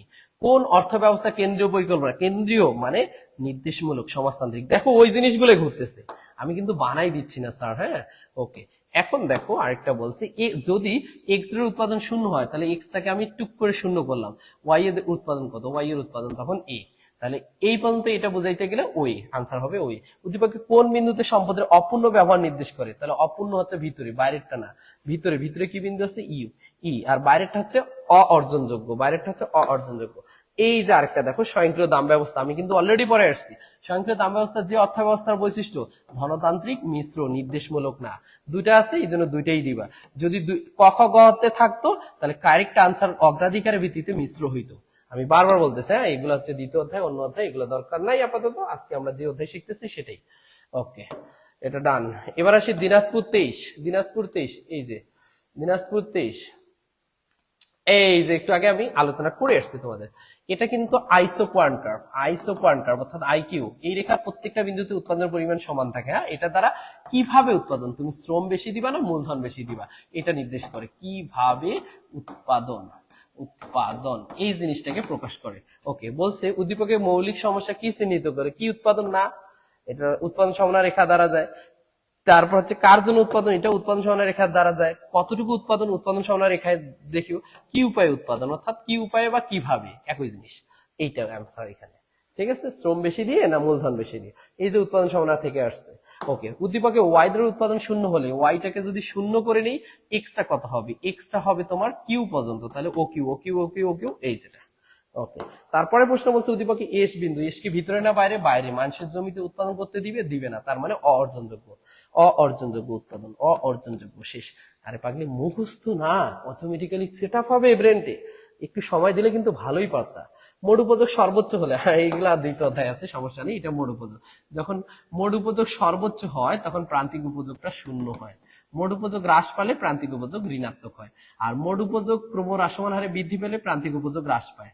আর মোট উপযোগ সর্বোচ্চ হলে প্রান্তিক উপযোগ 0 হয়। খেয়াল করবা, মোট উপযোগ সর্বোচ্চ মানে প্রান্তিক উপযোগ 0, আর মোট উপযোগ হ্রাস পাওয়া মানে প্রান্তিক উপযোগ ঋণাত্মক। ক্লিয়ার বিষয়টা? তাহলে এটা আনসার হবে 0, 0, 0, 0, 0 আছে, এই যেটা। হ্যাঁ, স্বাধীন চলকের সাথে অধীন চলকের যে সম্পর্কটাই হচ্ছে অপেক্ষক। নির্ভরশীলতার সম্পর্ক কি? অপেক্ষক। ওকে, এত হলে পি এর দাম সমীকরণের 3, তাহলে এটা 3 বসাও, 3 3 9, 30 থেকে 9 বাদ দিলে 21, 21 কি আছে? এই যেটা শেষ। আরে দেখছো কত ইজি প্রশ্ন এগুলো, আর এগুলা বলে পারে না। চিনি এবং গুড়, চিনি খালি গুড়ের প্রয়োজন নাই, একটার পরিবর্তে আরেকটা, এটা পরিবর্তক দ্রব্য। ঠিক আছে, চিনি গুড়, চিনি খাইলে গুড়ের প্রয়োজন নেই। ঠিক আছে, কলম থাকলে পেন্সিলের প্রয়োজন নেই, তারপর হচ্ছে চা খাইলে কফির প্রয়োজন নেই। এগুলো হচ্ছে পরিবর্তক, বাকিগুলো পারবা, কোনো সমস্যা নেই। ওকে, আমরা প্রথম অধ্যায়ে আলোচনা করছি, অন্য অধ্যায়ে কেন যাচ্ছি স্যার? ওকে, এই টাইপের অনেকগুলো আছে। এই যে আমি একটু আগে কথাগুলো বললাম, হয়তো তুমি ভাবতেছো এ মাস্টার এত কথা বলে কেন? স্যার দেখো তো, 1 টাকার নোট, বলো তো 1 টাকার নোট, 1 টাকা, 2 টাকা, 5 টাকা, এগুলো কি নোট? সরকারি নোট। আর এই সরকার এটা ইস্যু করবে, ব্যাংক তো না। সরকার মানে কি? গণপ্রজাতন্ত্রী বাংলাদেশ সরকার, আর গণপ্রজাতন্ত্রী বাংলাদেশ সরকারের অর্থ মন্ত্রণালয়ের অর্থ সচিব সেটা ইস্যু করে, অর্থ সচিব। আর যদি ব্যাংক নোট হইতো তাহলে গভর্নর ইস্যু করতো। খেয়াল করবো, হ্যাঁ, গভর্নর করতো। ওকে, যেহেতু অর্থ মন্ত্রণালয়, অর্থ সচিব, যে ফির আবার অর্থমন্ত্রী বলিয়েন না, অর্থ সচিব হচ্ছে আমলা, আর অর্থমন্ত্রী কিন্তু আমলা না। ওকে, যে সকল কি বলছে, যেসব উৎপাদনের পর সরাসরি ভোগে ব্যবহার হয় সেটা চূড়ান্ত দ্রব্য। যেসব উৎপাদকের পর সরাসরি ভোগে ব্যবহৃত হয় তা কি বলে? চূড়ান্ত দ্রব্য। আর কোনো ঝামেলা নেই। কিন্তু এটাকে যদি আরো আমরা মডিফাই করি তাহলে সেটা কিন্তু প্রাথমিক দ্রব্য, মাধ্যমিক দ্রব্য এগুলো হবে। যেমন আমরা কি গম থেকে আটা পাই, গম হচ্ছে প্রাথমিক দ্রব্য, আটা হচ্ছে মাধ্যমিক দ্রব্য। আটা থেকে রুটি হয়, রুটি হচ্ছে চূড়ান্ত দ্রব্য। বুঝছি? ঠিক আছে, এই ইত্যাদি। আশা করি জিনিসটা বুঝছো। ওকে, তারপর এই প্যাটার্নে আরো অনেক এমসিকিউ আছে, তোমরা পারবা। এই যে আবার উৎপাদন সরলরেখা রেখা, আমি আর আলোচনা করব না, এগুলো সব পারবাই। ওকে স্যার, এই প্যাটার্নে আমি যতটুকু আলোচনা করলাম, আজকে কার্যকারী আলোচনা অলরেডি তোমাদের হয়ে গেছে। এখন তোমরা একটু আমাকে কমেন্টে জানিয়ে দাও যে ক্লাসটা কেমন লাগলো। যদি তোমাদের রেসপন্স ভালো পাইতাম আজকে 10ম অধ্যায় করাই দিতাম, আর যেহেতু রেসপন্স কম, আমার আজকে 10ম অধ্যায় করা সম্ভব হচ্ছে না। দেখা হবে আগামী ক্লাসে নতুন কোনো অধ্যায় নিয়ে। এখন তোমাদের ক্লাস কেমন লাগলো একটু জানিয়ে দাও। ওকে, নাদিরা নিশি পরে বুঝতে 30 হবে। হ্যাঁ, জলিল ইসলাম কেমন আছেন স্যার? জি আলহামদুলিল্লাহ স্যার, ভালো আছি। তুমি কেমন আছো? জলিল, তোমাদের রেখে আমি চলে আসলাম, কষ্ট পাইছো হয়তো। ওকে, তুইন স্যার তোমাদের জন্য অনেক কষ্ট করতেছি, তোমরা একটু কষ্ট করো, লেগে থাকো, দেখো ইনশাল্লাহ হয়ে যাবে। আর তোমরা যে আমার লাইফটাতে যুক্ত থাকলে এতক্ষণ, এতে ভাবিও না তোমাদের অনেক ক্ষতি হয়ে গেছে। হয়তো অনেকের কালকে বা পরীক্ষা আছে এর জন্য ছিল না, অবশ্যই রেকর্ডেড ক্লাসটা যাতে করে নেয়। হ্যাঁ, ওকে, তো সবার প্রতি দোয়া থাকবে, ভালো একটা রেজাল্ট করো সেটাই কামনা থাকবে। আমি চাইছিলাম যে 2টা অধ্যায় আজকেই কভার করা, কিন্তু তোমাদের রেসপন্সের কারণে আমি 2টা অধ্যায় দিতে পারলাম না। দেখা হবে নতুন কোনো আবার ক্লাসে। তো প্রিয় শিক্ষার্থী, এই পর্যন্ত সবাই ভালো থাকো, সুস্থ থাকো, আর নিজের শরীরের প্রতি যত্ন রাখো। ভালো সুস্থ মন থাকলে, সুস্থ সবকিছু থাকলে, শরীর থাকলে দেখবা পরীক্ষাও সুস্থ হবে, ভালো হবে। সেই কামনাই তোমাদের প্রতি থাকলো। আল্লাহ হাফিজ।